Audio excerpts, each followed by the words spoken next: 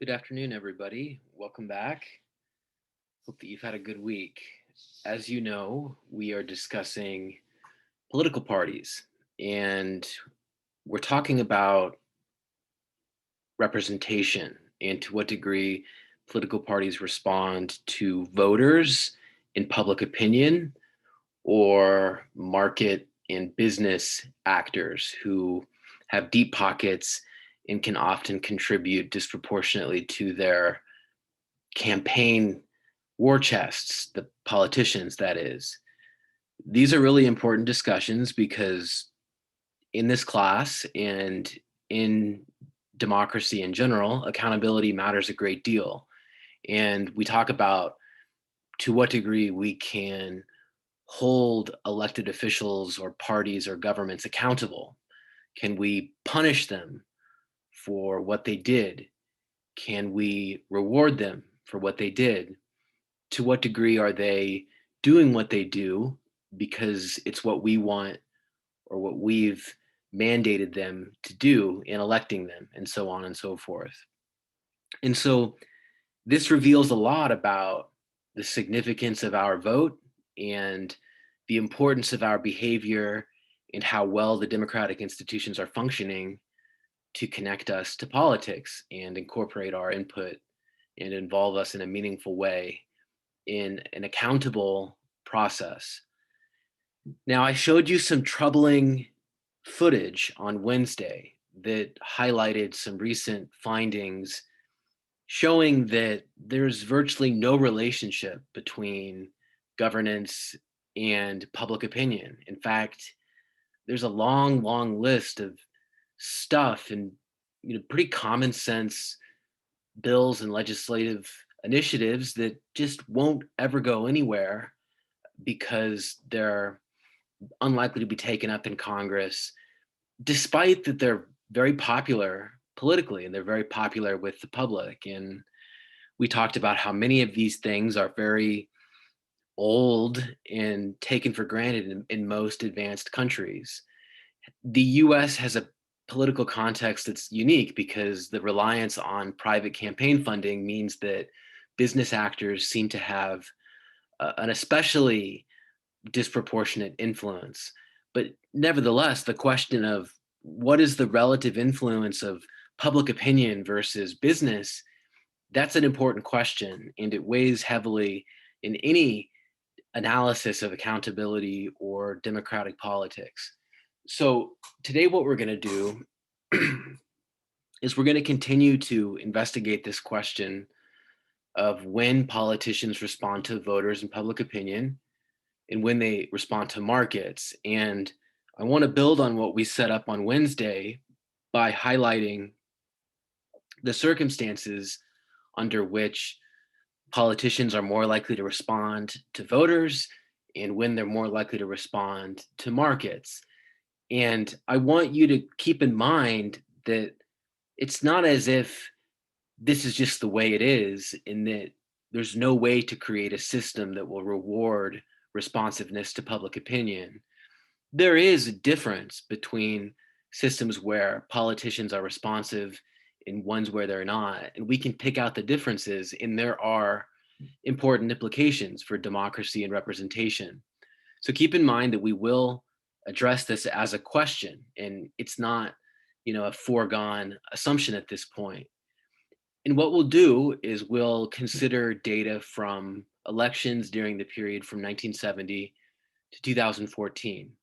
And the goal is to try to understand globalization's impact on parties' responsiveness to public opinion. And by globalization, we mean integration with the global economy. And that means reducing tariffs and liberalizing markets so that we can import and export goods more easily and buy things from abroad that are cheaper, in the liberalization of capital markets and the movement of assets over national borders, investment in foreign markets, these kinds of things. The movement and the flow of money and people across borders, the general deepening of globalization and the integration with global economic structures that, for the most part, has characterized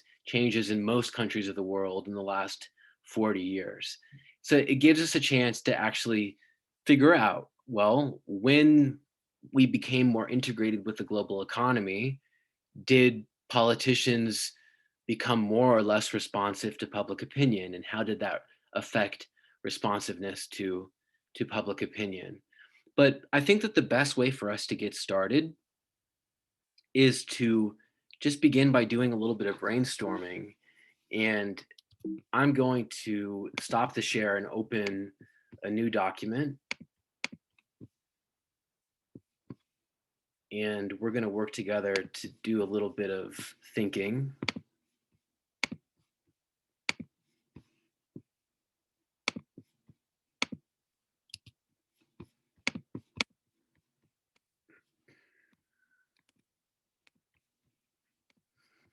Whenever we address a question, we always begin with some intuition, right? We always have a hypothesis or some theory. Sherlock Holmes began with some intuition. You too begin any process with an intuition or some suspicion about what might be doing the work. And so, what do you think is really going on here? When do politicians respond to voters, and when do they respond to markets? If we can control the world and we can set up a world where politicians have an incentive to respond to voters, or politicians will respond to voters instead of markets, what will that world look like? What kind of world should we create? Any ideas?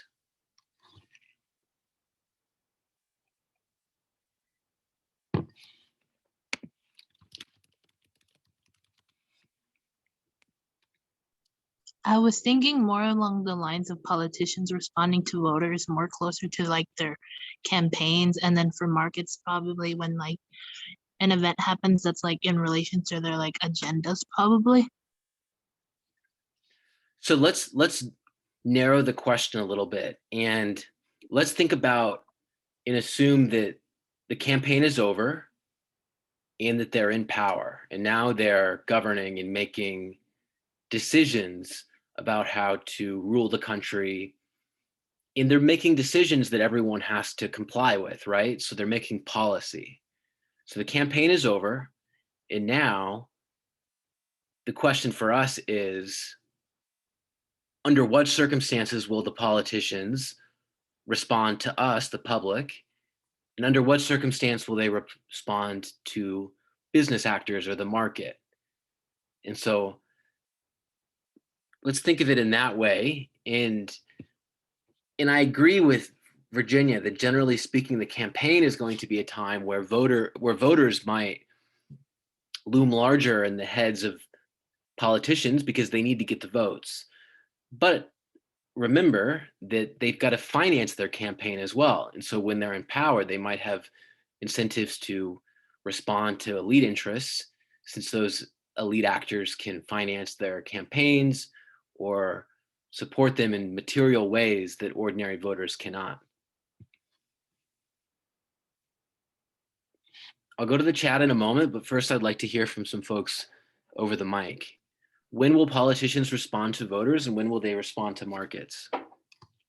I think politicians will respond to voters when there's a closed economy, and markets when there's a more open economy. Okay, so what is it about a closed economy that leads them to respond to voters? Because in a closed economy, there's less influence that markets can have on the domestic, the GDP of the country. So there's more push for the voters to be the focus of it.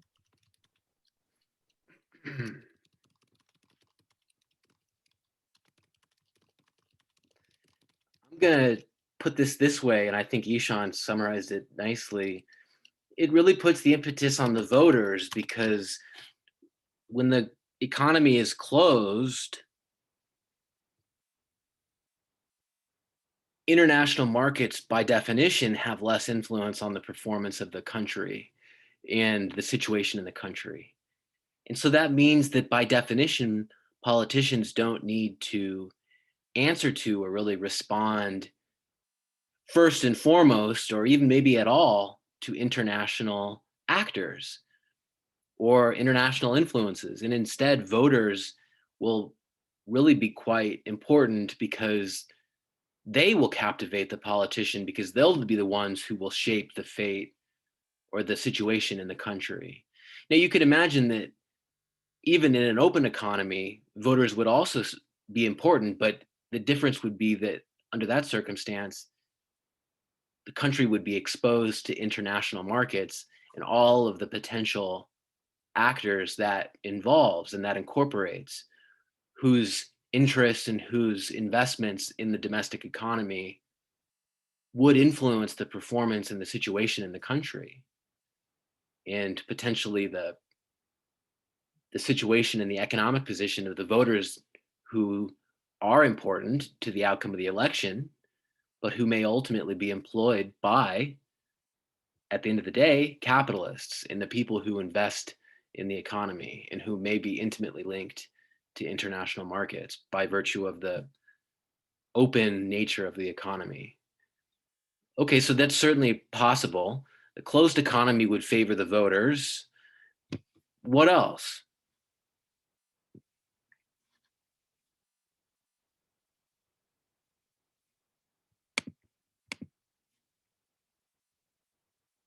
Could another factor also be when the incumbent party wins versus when they lose?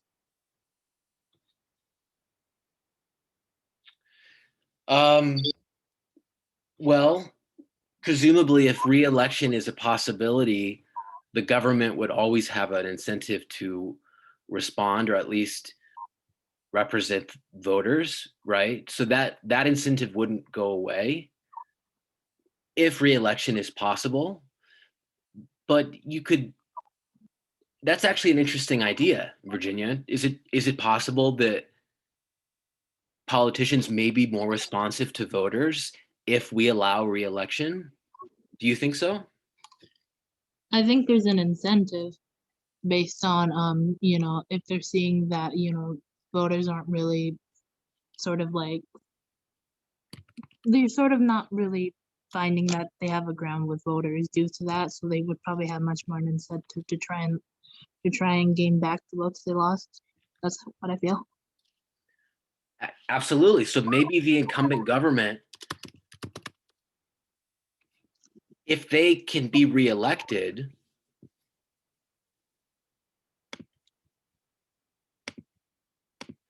they potentially fear losing the support or the satisfaction of voters. And so they're going to be more responsive. They want to be reelected. Maybe if they can't be reelected, they don't have an incentive or a reason to be as responsive. But theoretically, if they don't have a reason to be responsive to voters because they can't be reelected, maybe they also have less of a reason to be responsive to business actors or capitalists just as well. So I don't know if that logic, and I'm just thinking aloud here, and obviously this is a very theoretical discussion, but this is the best place for us to begin whenever we do something like this. And actually, I would suggest that all of you, when you do your research designs, you sort of start at this kind of a stage where you just kind of spitball. You think about, well, what are some hypothetical reasons why this could be the case? I do it too. You can ask my wife. I say on a regular basis, oh, what about this? Is it possible that if the defense industry competes with the private sector, that the private sector's allies within political parties might try to reform the defense industry? That's a hypothesis that I generated the other day. My point is that we always try to begin at a very simple level and just come up with new hypotheses that could explain what we observe. So if re-election is allowed, the incumbent government has a good reason to do what voters want. Now in Mexico, re-election is not allowed for most offices. For example, presidents can't be re-elected. And many people argue that in Mexico, the absence of re-election for presidents harms the system because it turns every president into a lame duck president. And it takes away what would otherwise be a perfectly good reason for them to be more responsive to voters. Now, you might say, well, the threat or the potential for impeachment is a sufficient reason for presidents to respond to voters in the absence of reelection. I think that it's still difficult, and I would agree with the critics of the Mexican system who say that the absence of reelection takes away what would otherwise be a perfectly good incentive leaders have to respond to voters. And in this class, we've talked a lot about clientelistic party linkages and how those are especially robust in many Latin American countries, including Mexico. The questions of representation and responsiveness, to put it simply, don't stop at re-election and accountability and responsiveness of parties. There are a variety of issues that pertain to this discussion that are serious issues in the Mexican case. Now, that being said, it's also a large democracy and one where it's nearly consolidated. The question of clientelism doesn't reveal the weakness of the system. In some ways, it actually highlights the strength in the consolidation of the system, and in particular the PRI party, which is an example of a party that ruled for almost a century without interruption, albeit through corruption and irregularities. So we've got a few different hypotheses here that could potentially explain why parties or politicians would be more responsive to voters. What's another one that we haven't thought about? One that I commented was maybe if there's a increase or a lack of natural resources. Sometimes because of those natural resources, they depend on citizens more to create like those opportunities for trade or food, or those different types of materials and or mining, like things like that. But if there's an abundance of natural resources, majority of the time they'll respond to the markets rather than the citizens. What if they nationalize the natural resources?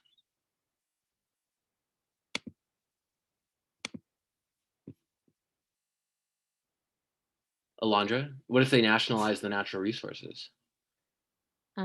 Yeah, that's a good question. I actually don't know for that one because I do know technically whenever we're talking about natural resources, because natural resources are supposed to be like they come from a lot of different areas and they're kind of from the environment. You can have like you can overly use them. So whenever that happens, there can be like a time where after they start kind of using it too much, like say for example the mines, they can start collapsing and then it could lead to like a downward crisis, then making it even harder for them to ignore their voters. Yeah, that's the tragedy of the commons. I know about that. But so how does that relate to, like responsiveness to voters? I'm just not seeing the link. Yeah, so if there is like a lack of natural resources, they're more likely to vote for what the voters want because the voters are giving them what they need from what they're lacking from not having those natural resources. So again, natural resources such as like oil or like diamonds or that, maybe if they created like opportunities for voters, like jobs, they're more likely to have opportunities to either increase those natural resources or get the food that they need because people are getting those things. They're like they're comfortable or they feel adequate from the politicians. Okay. Aiden says in a crisis.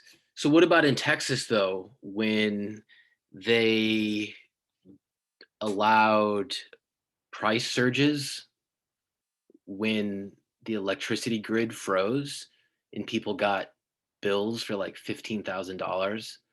That was because they had no regulations and because they allowed private firms to basically run up the price in response to surges in demand during the winter storm. So that seems to be an example of responding primarily to private business interests. And what's amazing about that story is that apparently they're just leaving those Texas residents just stuck with the bills. So people have bills for like, like $20,000 for a few hours of electricity. Really extraordinary. But it's possible that during a crisis, governments could use emergency powers or respond in a way that would be favorable to voters, perhaps because of the electoral imperative that would follow from that. That's possible. So there could be a number of circumstances that would be relevant and that would maybe be part of the story. So we've got a closed economy where politicians will respond to voters because markets have less influence on the performance of the country. If re-election is allowed, theoretically, the incumbent government has more of a reason to respond to voters since they need their vote to remain in power. Maybe during a time of crisis, citizens are more important and maybe get more important consideration. What's another example of a moment or a time when they might respond? Add Alondra's point. I'm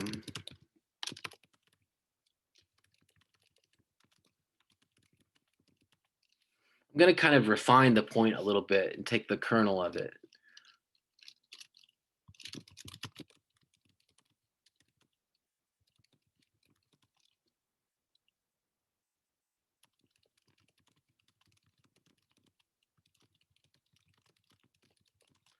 Assuming that there's a democracy in place, if there's a need for public services or resources, it could create an incentive to respond to voters. Maybe, for example, a hurricane or an earthquake comes in, like in Chile in 2011, and it devastates a large part of infrastructure. It does create a reason for the government to respond meaningfully and substantively to the people in an area, because not doing so creates a political peril and could jeopardize their survival and maybe their reelection if voters respond negatively to the government's indifference. It's also simply an opportunity to invest anew in an area. And so governments might use these opportunities to try to build support and maybe generate better service delivery or create new investments. That's a possibility without a doubt. What we're going to do as we return to the lecture is we're going to begin to focus on the political circumstances or the economic circumstances when we would expect politicians and parties to be more responsive to voters. When we talk about parties and who they're responding to, we tend to make the assumption with a question like this that we're in an open economy where we can freely trade goods back and forth and move money back and forth, and where people can freely move from country to country and move here to there. But in reality, that's simply a policy choice that we make. Countries choose their economic policy and their degree of integration with the global economy. And the choice of integrating with the global economy does involve making a number of changes. But countries that choose to deintegrate or to remain isolated or disconnected from the global economy, politicians in those systems face a very different set of incentives than do politicians in systems where the country has integrated with the global economy and where goods are traded freely back and forth and people move back and forth freely and money flows back and forth across borders. When you think about the one hand, a situation where the country is relatively isolated and not very integrated or less integrated with the global economy. We could use the globalization index to capture this.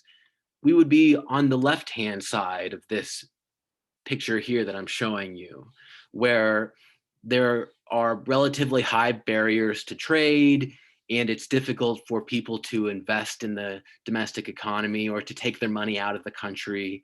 And a lot of the economic activity takes place within the country. It's by definition sort of more of a self-contained, autonomous economic unit. And in this situation, on this left-hand side, where there's a lower level of globalization and a lower level of integration, political parties are, on the whole, more responsive to public opinion.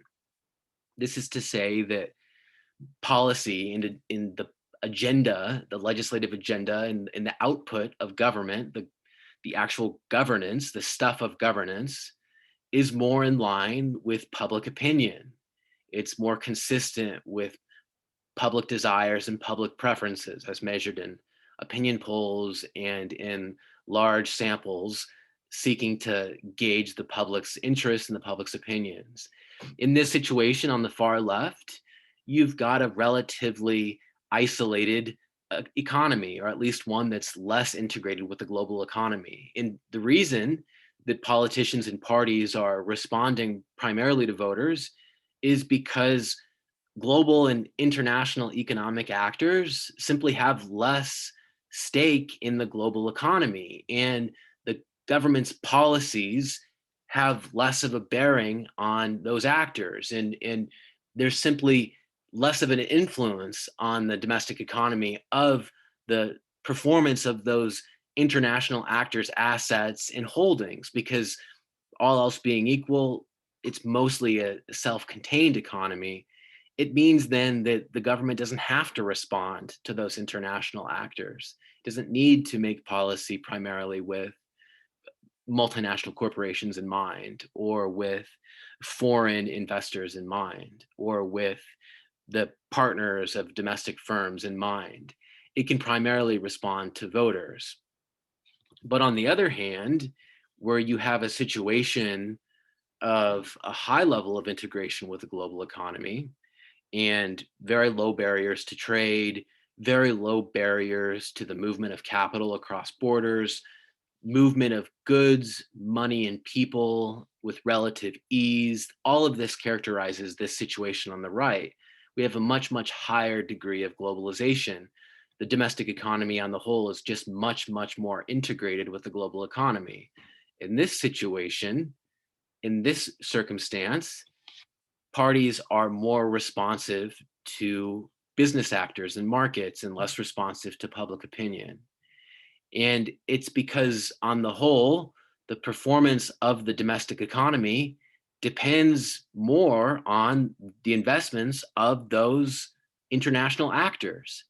When you have a highly globalized economy, the performance of the economy is dependent on and is tied to the performance of the investments of those international actors. On the other hand, over here, the performance of the domestic economy doesn't depend on the investments of those international actors. It depends on domestic investments, and mainly on, well, investments that will be held by domestic actors and actors who are less dependent on the global economy, and whose interests will be less affected by changes in the global economy.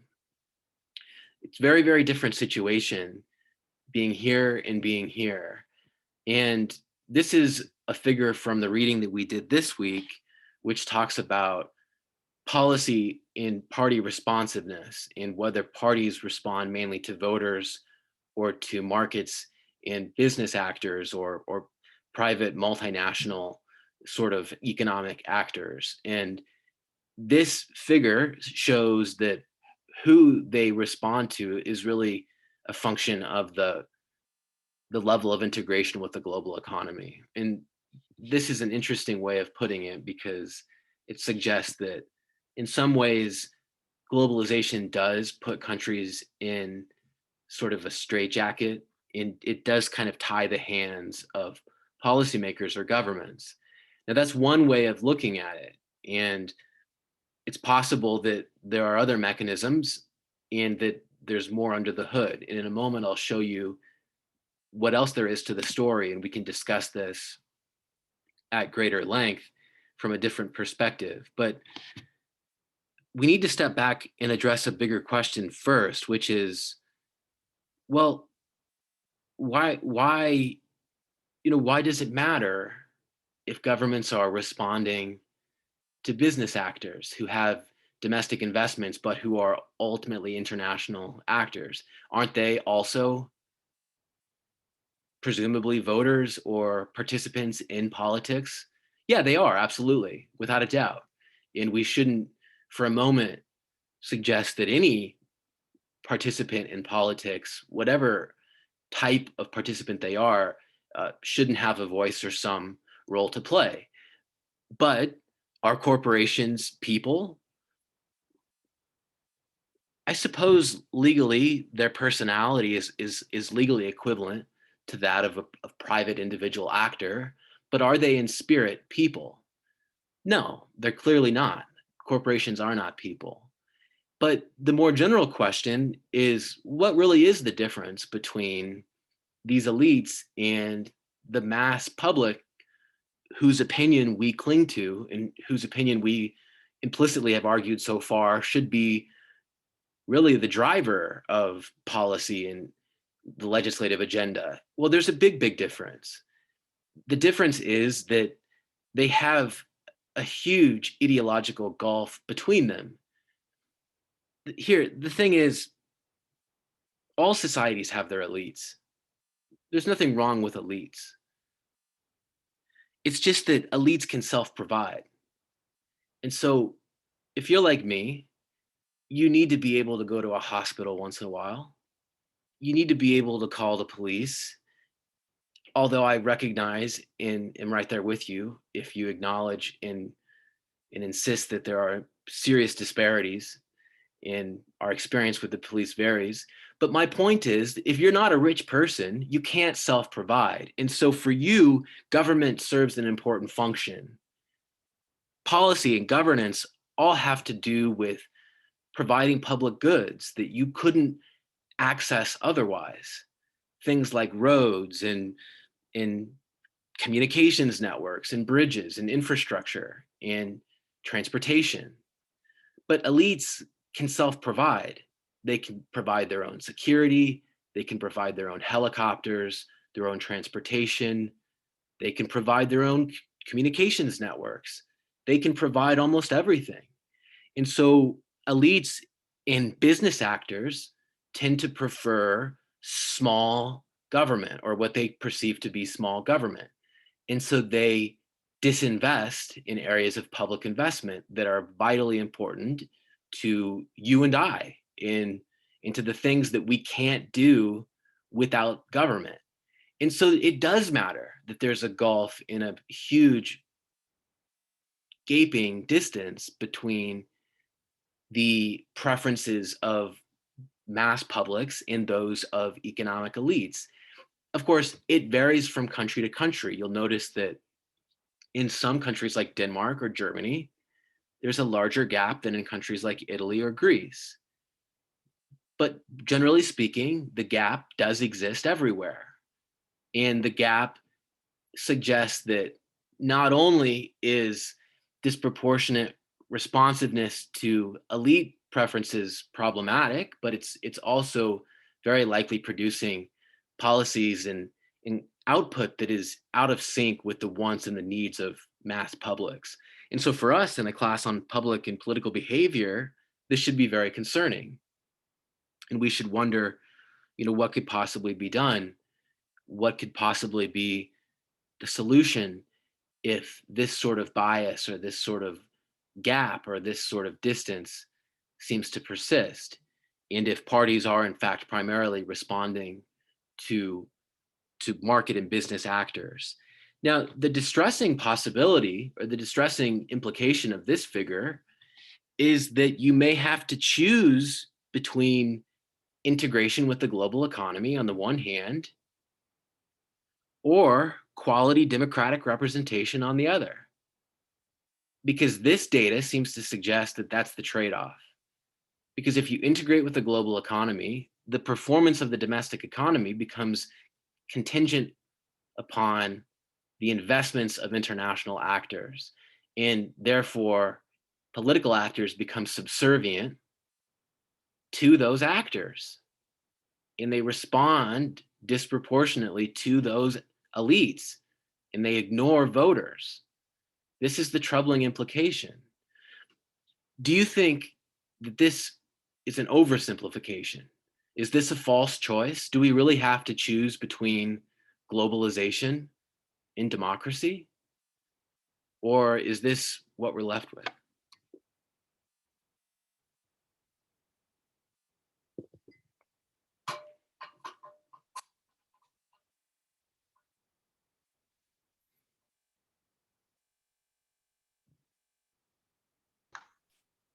I think that it makes sense as an idea that if the economy becomes more globalized, there's less responsiveness to domestic actors because it's in its own way expanding the constituency of people they have to be responsible for.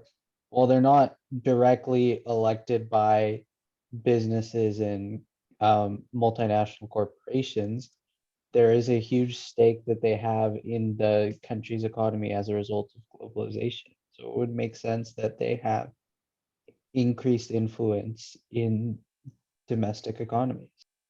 Yeah, and that's where it gets really dicey, right? Because it's like they do need representation.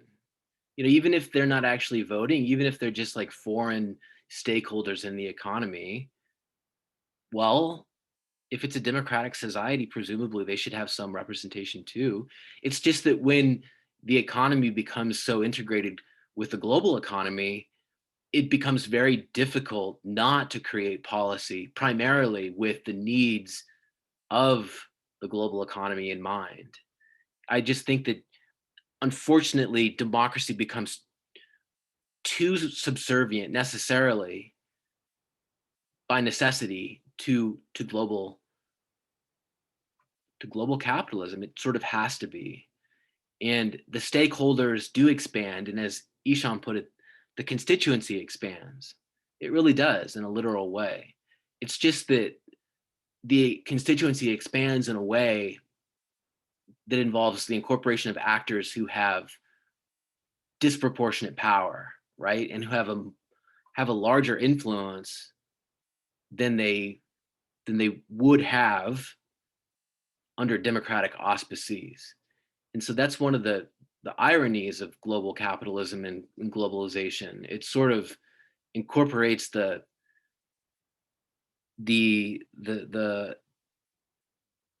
anarchic nature of international politics into democracy, because now international actors become quite influential, and despite that they don't even have votes.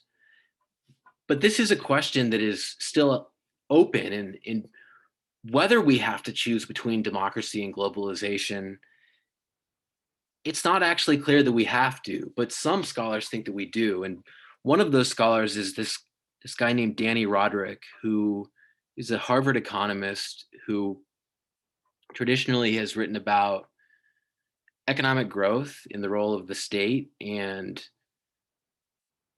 has talked a lot about how policy choices matter more than private choices. And he's often been an unorthodox voice. But one of his recent books introduced this globalization paradox idea, where countries have to sort of choose between hyper integration into the economy and deep democratic politics because of the sacrifices that have to be made in order to integrate fully into the global economy and enfranchise those international stakeholders, to put it in one way. And this paradox is a troubling one because from the beginning, globalization was supposed to be a gateway to salvation. It was supposed to be a sort of pathway to victory in the end of history. And in many ways, it's been unsatisfying and unfulfilling, and it's left us wanting and reaching. And the globalization paradox may be an oversimplification. It may not be the case that we have to choose between democracy and globalization. But one thing is for sure, regardless of the precise level of globalization, there's also a role for the laws around campaign finance and the relative importance of private financing of elections and the transparency or the absence of transparency around spending. And so even if a country has a limited integration with the global economy, perhaps the campaigns in that country are privately financed, in which case business actors domestically still have an outsized voice because they have disproportionate importance in the system because of their source of finance that they provide. And so we're going to watch a video that talks a little bit about that and